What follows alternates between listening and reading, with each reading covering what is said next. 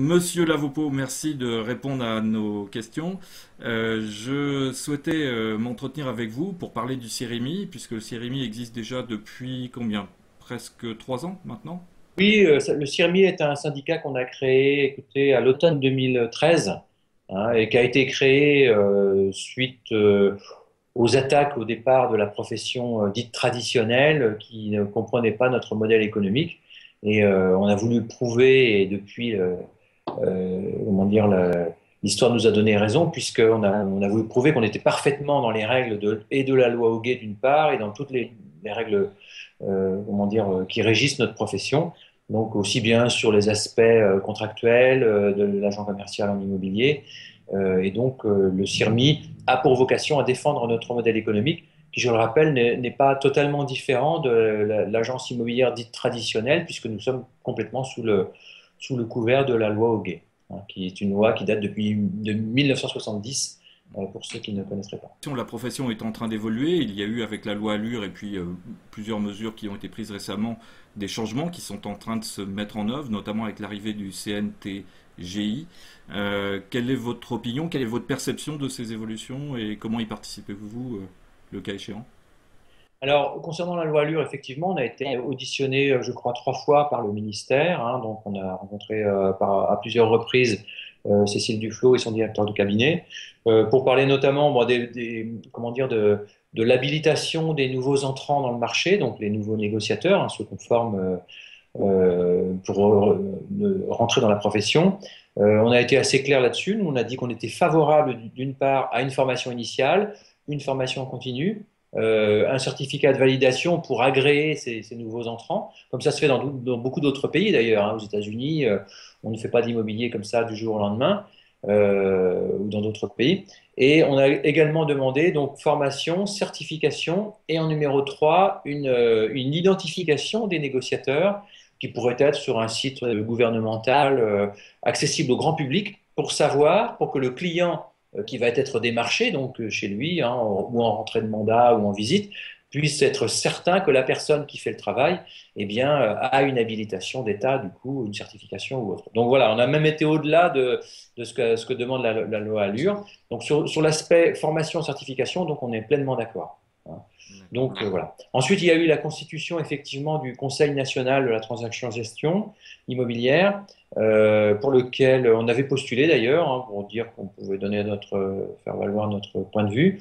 On n'a pas été écouté sur ce point-là, mais c'est pas très grave puisque on fait partie du deuxième cercle d'écoute organisé et orchestré par Bernard Worms, qui est le président de ce CNTJ. Donc, on est interrogé sur comment dire, des sujets qui intéressent la profession de transactionnaire, par exemple, comme le portage salarial, qui est un des sujets sur lequel il faudra que le gouvernement se positionne sur notre aspect, sur notre profession réglementée, hein, parce que si on sait que le portage salarial est une très bonne chose, une très bonne nouvelle pour le pays, eh bien, est-ce qu'on y a droit, est-ce qu'on n'y a pas droit dans le cadre de notre profession réglementée? Voilà le genre de sujet pour lequel on est interrogé par le CNTJ régulièrement dans le cadre du CIRMI. Les réseaux de mandataires prennent une place de plus en plus importante. Vous avez sans doute vu les récents et surtout le dernier reportage qui est passé à Envoyé spécial, pour ne pas le citer. Quelle est votre perception de cette mise en avant de la profession qui commence à être de plus en plus importante par les médias? En réalité, il faut toujours se placer du côté du consommateur, plutôt que d'essayer de défendre des intérêts qui peuvent paraître quelquefois obsolètes, hein. Il faut regarder ce que veut le consommateur. Il s'avère que bon, l'Internet est maintenant omniprésent dans les foyers, hein, pour tout, pour aller chercher des voyages, pour les rencontres, et pour l'immobilier. L'immobilier n'échappe pas à la règle de l'évolution de l'Internet dans le paysage. Donc à partir de là, que veut le client? Le client, l'acheteur, ce qu'il veut, c'est trouver sa maison en faisant le moins d'efforts possible, avec le plus de transparence possible. Et pour ça, il utilise l'outil Internet. Nous avons organisé notre modèle économique sur cet aspect des choses. Donc, donc en optimisant l'outil Internet, en disant, eh bien, nous, on va diffuser l'intégralité de notre offre sur la majorité des portails immobiliers. comme le sont les sites Le Bon Coin sur Loger, Vendre à louer, Explorimo, Paru Vendu, Annonce Jaune, et j'en passe, et voilà, sur des centaines de sites. Donc ça, d'une part, le client est très sensible à ça, puisqu'il peut faire son marché chez lui sans aller faire une démarche naturelle qui autrefois était naturelle, d'aller pousser la porte d'une agence. Donc du coup, on s'inscrit parfaitement là-dedans. Et du fait que nous déployons et nous formons un grand nombre de nouveaux entrants donc, dans nos réseaux, eh bien, il s'avère que ça nous permet, sans vouloir l'afficher au départ, mais finalement d'annoncer des coûts et des honoraires qui restaurent un peu le pouvoir d'achat des clients, sans même le vouloir au début. Ce n'était pas la préconisation de départ, en fait, hein. Mais il s'avère qu'avec la concurrence, c'est ce qui se passe, c'est ce qu'on constate. Et c'est ce qu'a mis en avant, d'ailleurs, le reportage auquel vous faites allusion, là, qui a été fait sur France 2, envoyé spécial, et qui dit que globalement, nous avons des honoraires qui sont sensiblement, on va dire, plus ajustés au pouvoir d'achat d'aujourd'hui. Donc on se réjouit de cette situation, même si je dois reconnaître que le reportage était plutôt à charge contre les agences traditionnelles, et moi je m'oppose à ça. Je considère qu'il ne faut pas opposer les deux modèles. Les deux modèles peuvent exister et continuer à exister pendant très longtemps. C'est pas impossible de faire une transaction avec une agence dite traditionnelle, avec une vitrine. Je vois pas en quoi, soudainement, ce serait devenu un modèle obsolète. Donc voilà, donc on est assez clair là-dessus. Simplement, nous, on amène une autre solution à des clients, donc le client final, hein, vendeur-acheteur, et aussi, c'est pas négligeable, surtout dans une période comme aujourd'hui où il y a près de 5 millions de chômeurs, on amène des solutions d'emploi à des gens qui sont des gens très bien, qui ont travaillé ou dans le commercial, ou qui ont été chefs d'entreprise, ou dans d'autres professions, qui ont exercé, et qui peuvent aujourd'hui se retrouver dans un métier indépendant, sur lequel ils travaillent en toute légalité, avec une carte professionnelle, des formations, un marketing élaboré. Et en tout cas, c'est la charte de déontologie du syndicat CIRMI qui oblige les adhérents à se conformer à cette charte. Et donc, on trouve que tout ça est parfaitement cohérent. Et alors, puisque j'ai la parole longtemps, je vais continuer là-dessus.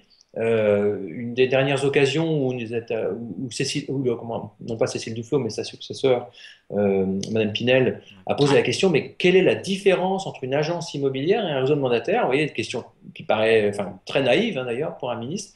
Et on lui a expliqué, ben voilà, nous sommes sous le couvert de la loi Hoguet et on fait des visites de maison, on rentre des mandats, mais elle a posé la question naïvement, mais quelle est la différence? Ben, on a dit sur le plan juridique, il n'y en a pas. Sauf que nous avons un grand nombre de personnes qui travaillent pour nous et qui sont parfois très éloignées du siège où peut être la tête de réseau. Bah, ces réseaux sont en train d'évoluer, de prendre des parts de marché de façon quand même significative depuis quelques temps. Quel rôle va jouer dans les années à venir le CIREMI à côté de ces réseaux, en accompagnement de ces réseaux, par rapport à cette évolution et ces prises de parts de marché? Ben, disons que, alors je le dis et je le répète, ce syndicat n'aurait pas eu vocation à exister si au départ on n'avait pas eu ces attaques de la profession traditionnelle. Nous souhaitons, pourquoi pas, un jour être intégrés à une des grandes fédérations, pourquoi pas, et devenir un modèle économique à l'intérieur de l'organisation professionnelle immobilière. Tout comme on peut aujourd'hui distinguer les administrateurs de biens, les syndics de copropriété, les transactionnaires, les marchands de biens aussi, hein, les experts immobiliers, les lotisseurs, les promoteurs, etc. Et nous faisons partie de cette grande famille. Alors, le CIRMI n'a pas nécessairement une vocation à perdurer en tant qu'électron libre marginal. On a vocation à être intégré dans la famille des professions immobilières et unissons-nous tous pour faire en sorte de faire évoluer cette profession et la profession de transactionnaire d'une manière générale pour que le client consommateur soit satisfait et qu'on augmente une fois pour toutes ces parts de marché qui plafonnent à 50-55% de parts de marché depuis des années, alors que dans d'autres pays, eh bien, on s'aperçoit que les parts de marché des professionnels peuvent atteindre 90-95%, ce qui est quand même un peu plus honorable pour la profession d'une manière générale. De belles marges de progression encore. Merci. Merci à vous.